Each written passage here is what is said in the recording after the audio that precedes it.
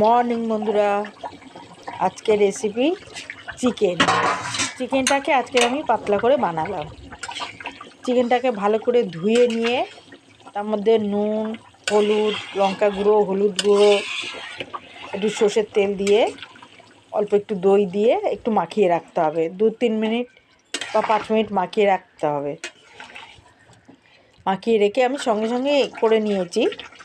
এবার কড়াইয়ের মধ্যে ছোটো ছোটো আলু গোটা গোটা আমি দিয়েছি। ওগুলোকে ভালো করে ধুয়ে নিয়ে লাল লাল করে তেলের মধ্যে ভেজে নিতে হবে।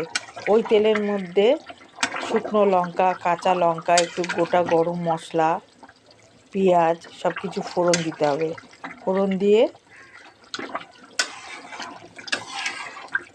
ফোড়ন দিয়ে মাংসটাকে ভালো করে কষিয়ে নিতে হবে। কষিয়ে নিয়ে গরম জল করে রাখতে হবে। বন্ধুরা, আমি শুরুর থেকে দেখাতে পারলাম না, আমি বলে দিলাম।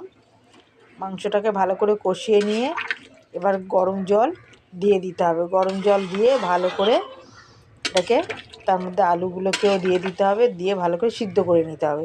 সিদ্ধ হয়ে গেলে নামানোর আগে একটু নুন চিনিটা দেখে নিতে হবে। দেখে নিয়ে এবার গরম মশলা গুঁড়ো 1 চামচ উপরে ছড়িয়ে দিয়ে নামিয়ে নেবে। গরম গরম চিকেনের ঝোল। আর ঠান্ডার সময় বন্ধুরা গরম গরম খেতে ভালোই লাগে। যে কোনো জিনিস গরমটাই ভালো লাগে, বিশেষ করে ঠান্ডার সময়।